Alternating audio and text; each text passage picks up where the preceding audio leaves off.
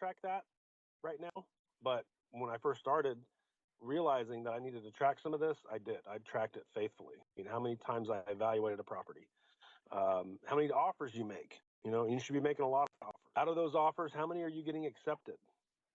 Out of those accepted offers, how many are actually closing? You know, some of those key acquisition metrics can be, you know, huge. Tracking your, and again, if it's got a number attached to it, and real estate is covered in numbers. I mean, just absolutely blanketed front to back, top to bottom is numbers. Start tracking it. What's your average purchase price? Okay.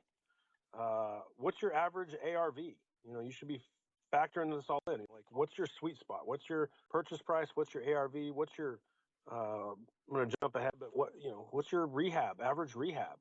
I've done this a few times, and I've shared this in the group, where you should be able to dial in what your average across the board is on, you know, your price per square foot that you purchase, your average rehab. Like, I can tell you right now, my average rehab cost me $37.81. That's my numbers.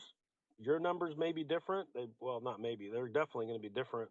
Could be higher, could be lower. But the, you know, thing about KPIs and metrics are that yours are your numbers are your numbers. And you need to know your numbers, not my numbers. But the reason I know that is because I tracked all this stuff. You know, I went through a bunch of properties that I've done, and whether you've done 1, 2, 3, 5, or 5,000, you've got numbers that you can track. You want to know, what did you purchase for those?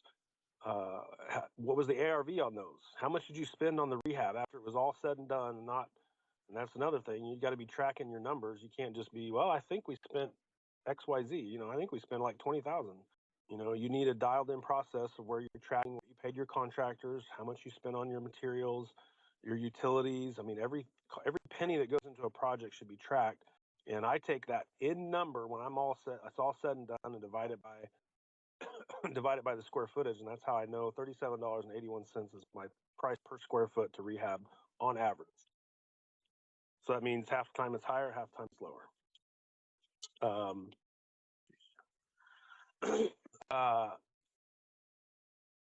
As far as your acquisition metrics, though, dial those in on. Sorry, I just had to blank out a call.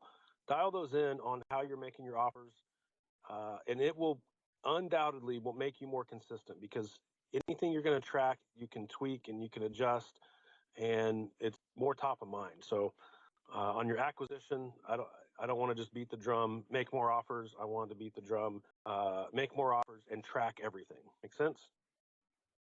Hope so. Another number that investors really.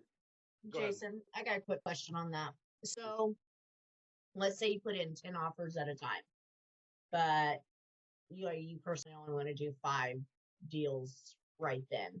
If you get them accepted, do you just pick and choose and then rescind? No, that's never happened to me, ever. Okay, well, I realize that you're set up to do multiples or whatnot, but we're not set up to do that. So my issue with doing that is I don't want to rescind offers, but I also don't want to get all of them accepted. So the truth is, and that's a great question,